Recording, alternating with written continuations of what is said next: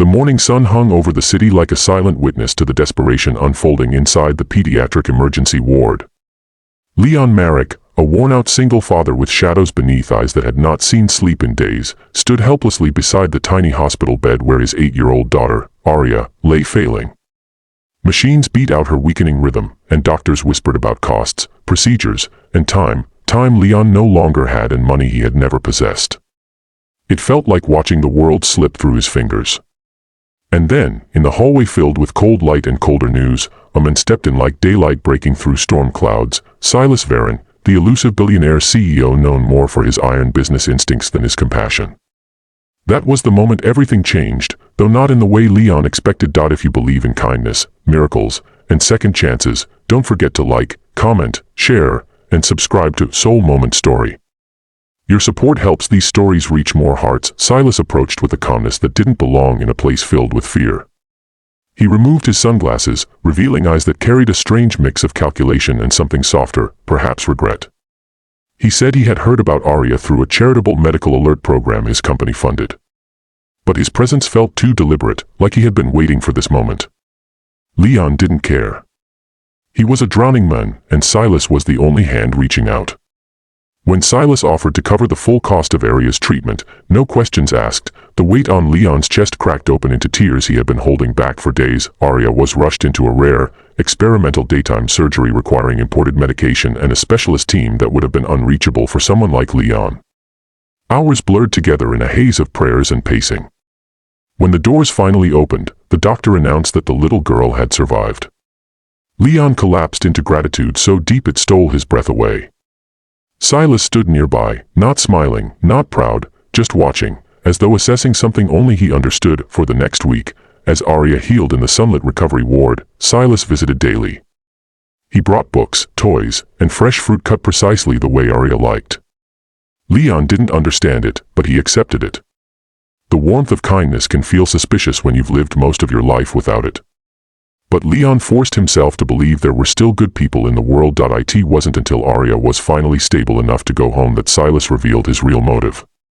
Standing beneath the hospital's tall glass windows reflecting the bright afternoon, he handed Leon a folder thick with legal papers. Silas explained that his company had been preparing for a groundbreaking public partnership that required proof of community integration, compassion, and genuine investment into ordinary lives. His board doubted his sincerity, believing him too ruthless to earn public trust. To secure the deal, Silas needed the world to see him as a hero, someone who stepped down from his corporate tower to save an everyday family. Leon and Aria were to become the centerpiece of his PR campaign. The surgery, the costs, the visits, it was all part of a strategy. Leon felt the world tilt. The sun outside seemed too bright, too harsh, exposing the truth he had hoped wasn't lurking beneath the kindness. He felt used, reduced to a prop in a billionaire story. His gratitude twisted into something bitter. When he refused to sign, Silas warned him gently, almost apologetically, that without Leon's cooperation the hospital fees and ongoing treatment costs, even the expensive follow-ups Aria would need, would become Leon's responsibility again. The debt would drown him long before he could surface. It was the cruelest choice a father could face, his pride or his daughter's life. Neither should have been negotiable, but the world wasn't built to protect men like Leon. So he signed. The days that followed were a whirlwind of interviews, photos, staged daytime charity events, and scripted moments of gratitude. Leon hated every second, but when he saw Aria laughing again, sunlight warming her hair as she ran across a park Silas had donated, he held his anger in his chest like a stone, swallowing it again and again. But something unexpected began to shift. Silas watched Leon and Aria not as a CEO puppeteering a narrative, but as a man witnessing the life he had never known: quiet breakfasts, warm laughter, small acts of love that didn't require agreements or signatures. Silas had been raised in cold boardrooms and harsher expectations. Seeing Leon fight for Aria with a devotion that ignored humiliation stirred something buried deep. When the final promotional event arrived, Silas looked out over cameras and executives gathered beneath the bright sky. Leon stood beside him, rehearsed words on his tongue. But before he could speak, Silas closed the binder and dismissed the media. He announced that his deal would proceed without any public showcase of the Marek family. Then, in a voice steady but softer than anyone had ever heard from him, he declared that Aria's treatment would remain fully funded, no conditions, no appearances, no obligations. Gasps rose from the crowd, but Silas didn't care.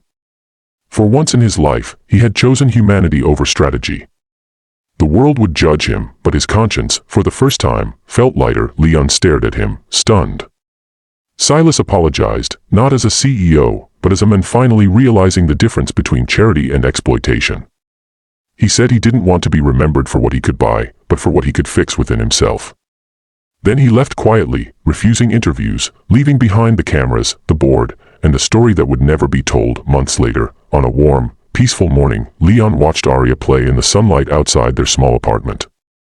He felt overwhelming gratitude, not for the money, not for the rescue, but for the transformation he had witnessed. Silas had saved Arya's life, yes, but in doing so, Arya had unknowingly saved something inside Silas too.